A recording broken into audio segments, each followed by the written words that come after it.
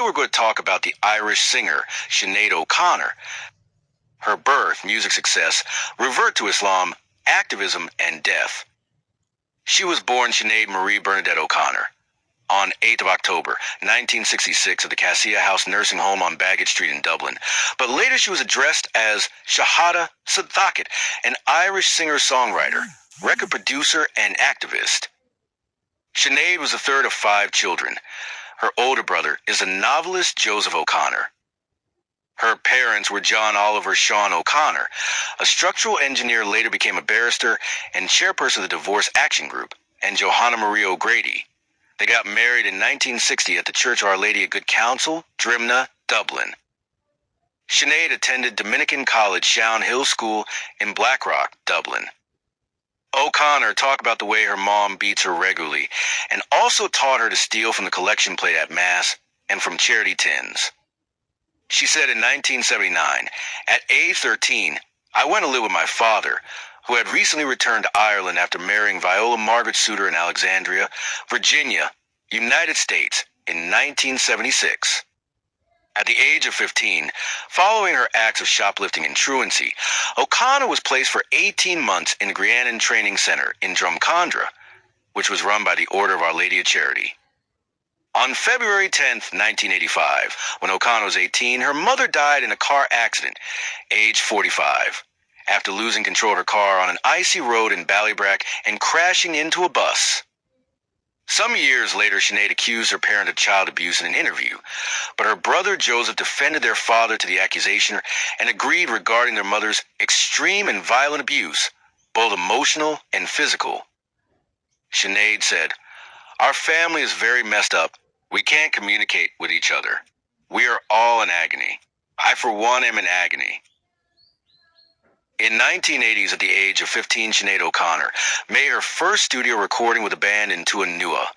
They recorded a song called "Take My Hand," but they felt that at 15, she was too young to join the band. Through an ad she placed in Hot Press in mid-1984, she met Colm Farrelly. Together they recruited a few other members and formed a band, Tun Tun Macoot.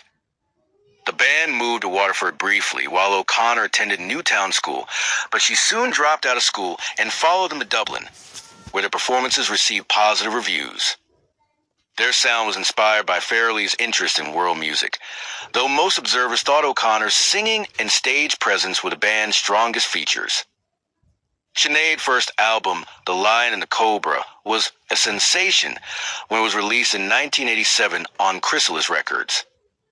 Sinead named Bob Dylan, David Bowie, Bob Marley, Susie and the Banshees, and the Pretenders as the artists who influenced her on her debut album. Her second album, I Do Not Want What I Haven't Got, was released in 1990. It gained considerable attention and mostly positive reviews. NME named it the year's second-best album. She was praised for her voice and original songs, while being noted for her appearance, trademark shaved head, often angry expression, and sometimes shapeless or unusual clothing. Her shaved head has been seen as a statement against traditional views of femininity. The album featured Marco Perrone, Andy Rourke, and John Reynolds, her first husband. It contained her international breakthrough hit, Nothing Compares to You, a song written by Prince and originally recorded and released by a side project of his, The Family. Prince wrote Nothing Compares to You for his band The Family in 1985. Sinead O'Connor's 1990 version made the song famous. The song's subject is debated. Theories include Prince's ex-girlfriend Susanna Melvoin and his housekeeper Sandy Scapone. Melvoin said of the song, "It felt personal. We'd had a rift." O'Connor connected the song to her deceased mother, saying she always thought of her when singing it. Prince's estate denied the use of O'Connor's version in the 2022 documentary Nothing Compares. His half-sister said O'Connor didn't deserve to use it. O'Connor famously recorded her vocals for the song in just one take. Faith and Courage was released in 2000, including the single, No Man's Woman, and featured contributions from Wyclef Jean of the Fugees and Dave Stewart of Eurythmics. Her 2002 album, Sean Knows Nua, marked a departure in that O'Connor interpreted or, in her own words, sexed up traditional Irish folk songs, including several in the Irish language. In Sean Knows Nua, she covered a well-known Canadian folk song, Peggy Gordon. Her career encompassed songs for films, collaborations with numerous artists, and appearances at charity fundraising concerts. O'Connor's memoir, Rememberings, was released in 2021 and became a bestseller. As an activist, O'Connor drew attention to issues such as child abuse, human rights, racism, and women's rights. During a Saturday Night Live performance in 1992, nearly a decade before the world became fully aware of the prolific sexual abuse of children in the Catholic Church, she tore up a photograph of Pope John Paul II to protest against the abuse, sparking controversy by those who did not know or who were hiding the truth of the scandal. Throughout her musical career, she openly discussed her spiritual journey, activism, socio-political viewpoints, and her experiences with trauma and struggles with mental health. In 2014, she refused to play in Israel as an act of protest against unjust treatment of Palestinians, stating that, "Let's just say that, on a human level, nobody with any sanity, including myself, would have anything but sympathy for the Palestinian plight." And in politics, O'Connor was a vocal supporter of a united Ireland, and called on the left-wing Republican Sinn Féin party to be braver.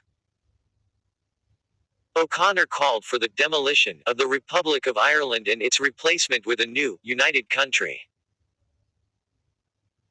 She also called for key Sinn Féin politicians like Gerry Adams to step down because they remind people of violence, referring to the Troubles.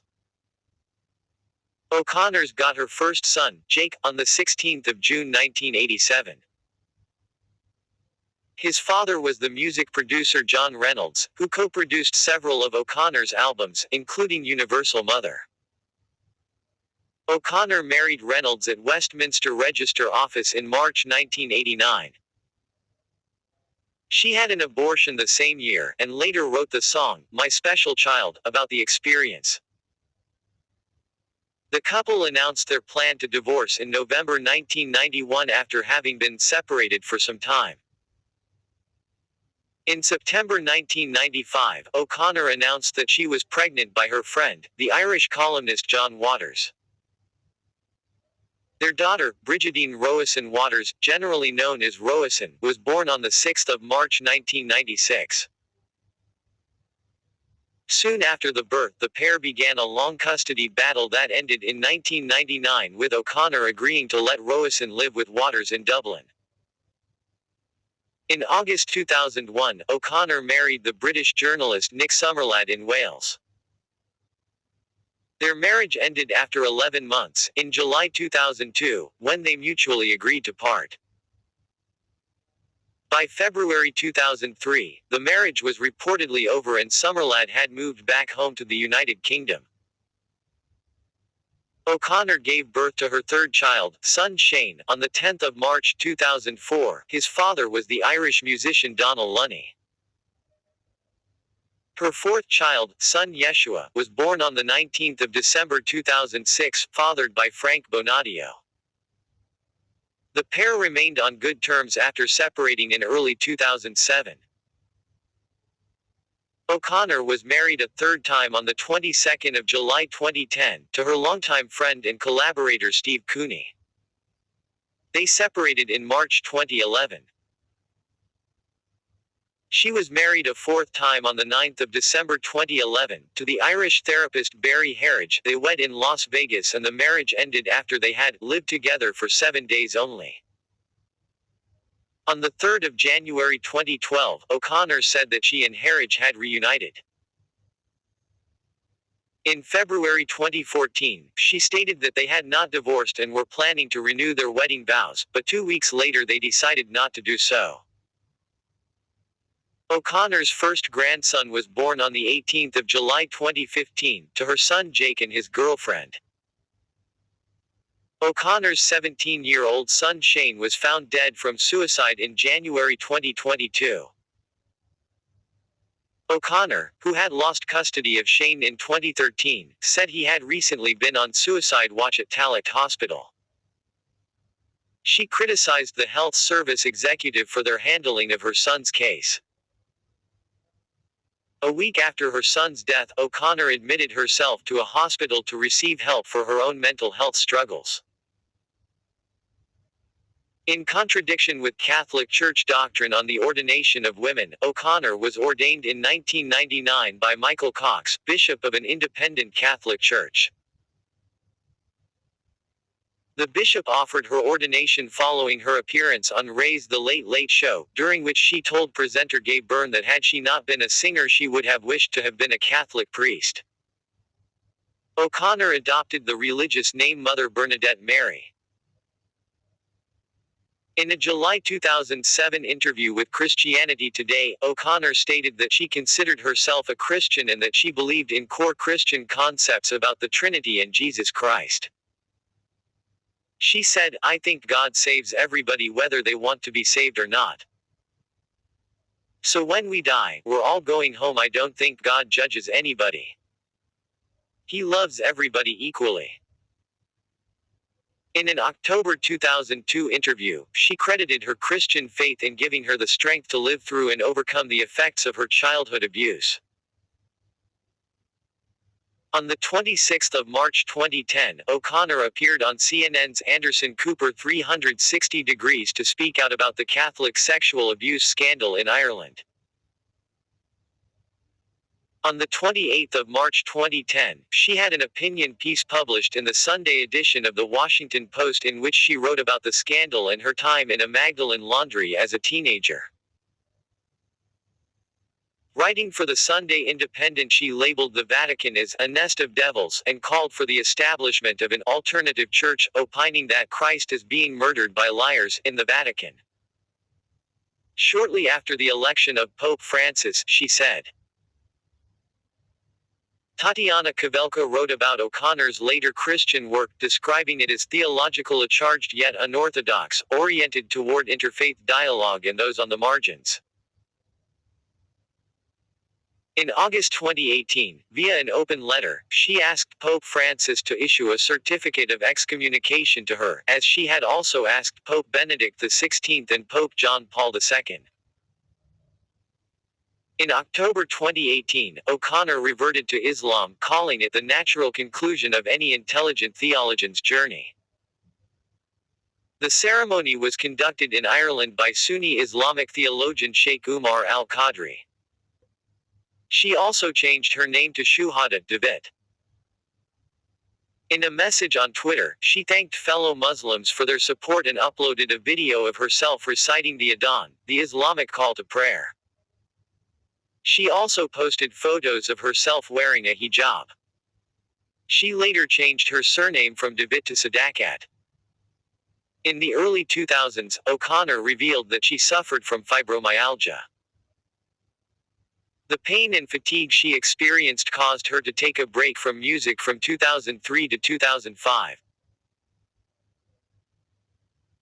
On an episode of The Oprah Winfrey Show broadcast on the 4th of October 2007, O'Connor disclosed that she had attempted suicide on her 33rd birthday, the 8th of December 1999, and that she had since been diagnosed with bipolar disorder.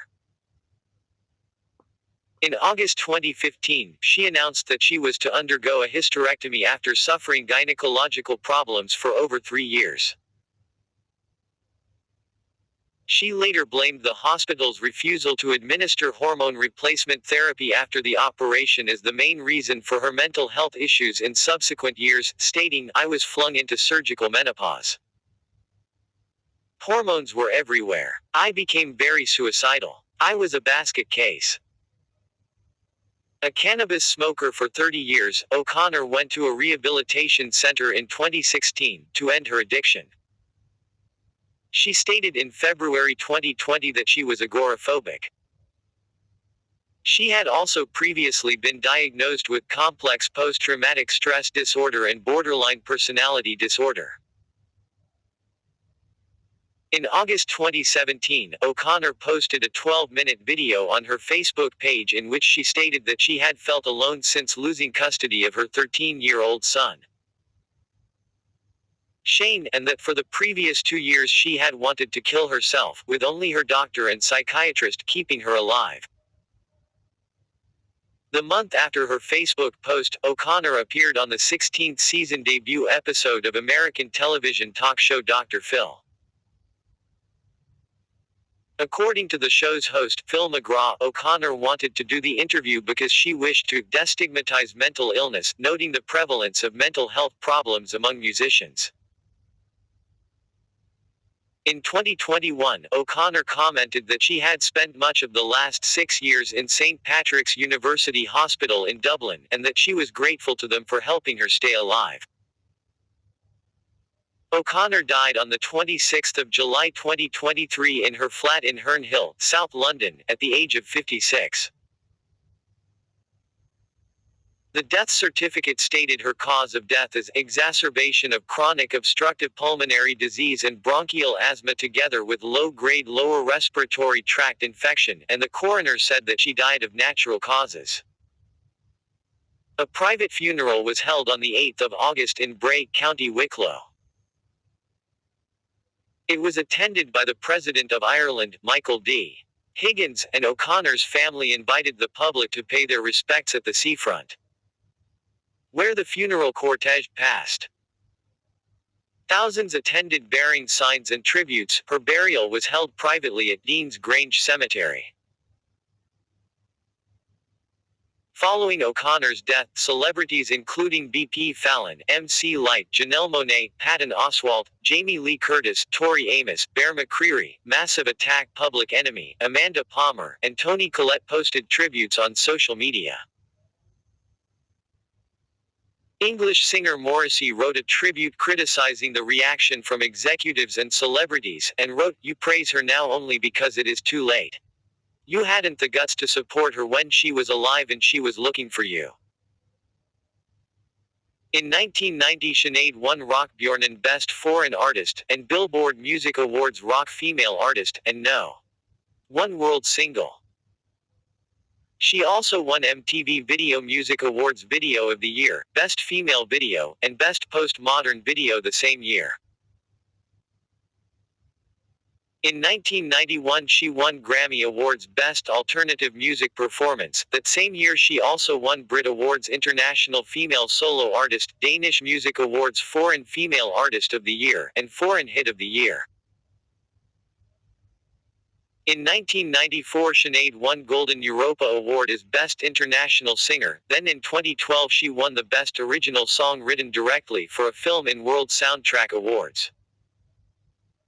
And finally in 2023 Meteor Choice Music Prize gave her the Irish Classic Album Award. With all these success and legacy we round up the story of Sinead O'Connor. Please like, subscribe, and hit the bell if you've enjoyed the video. Thanks for watching and keep a date for another exciting video.